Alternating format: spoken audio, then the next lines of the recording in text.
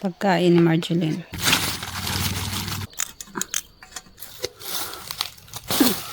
Good evening guys! Alas 8 na dito guys ng gabi sa Romania at napag-isipan kong manguha ng asparagus kasi may nakita pa akong asparagus kanina. Lalagyan natin ng asparagus. Guys, ang tataba ng aking garlic. Yeah. So, tanim ko yan noong autumn. Sitsi! Mami! Ano, nagsidaho na tuloy. Kahapon, ano pa yan, okay pa. So, mayroon pa naman guys, oh.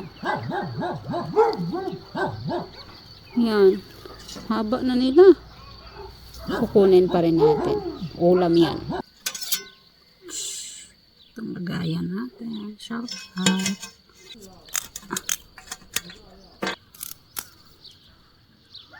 Payatot.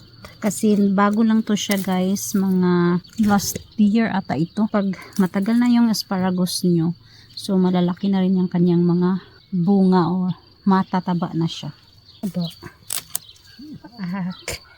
Ito mahaba to.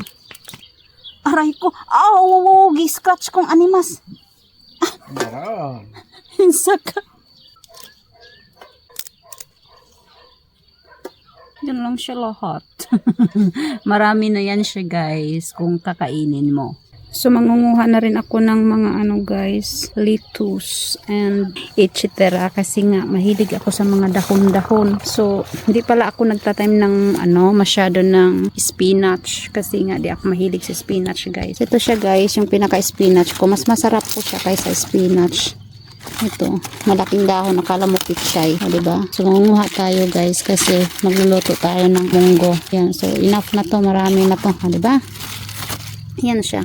Tinatawag na Specla de Fronze sa Romania guys. Ito Specla Roche. So, may ano, nag-ano talaga siya, kumbaga is red beets. Oo. Red beets siya, namumunga siya guys. Pero yung isa, ito talagang green lang siya.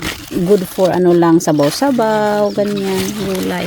So ito, kinakain ko rin to. Masarap din siya, lagay mo sa salad. Yan, ang dami kong dahon. Nakuha, ang kambing, sabsab na po na. Yan na siya. Yung aking garden guys, super laki at marami ng mga damo. Bukas trabahoin na namin ito guys with my husband.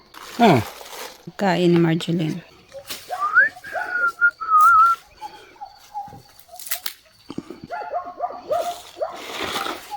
Libre lettuce kami ngayon.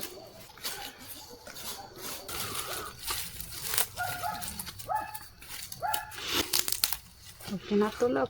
Ajunge? Diyan siya na. Enough na. Yeah. So, yan pa oh. That's salata. Roman. Kas sa Arabo. Matanda na sila. So, mangunguha tayo. Patay, nag-away akong sabihin rin. So, ilagay ko siya sa noodles, guys. Masarap siya. Kahit isalad mo, masarap to. Ayan o, tingnan mo. Tanda na siya tuloy.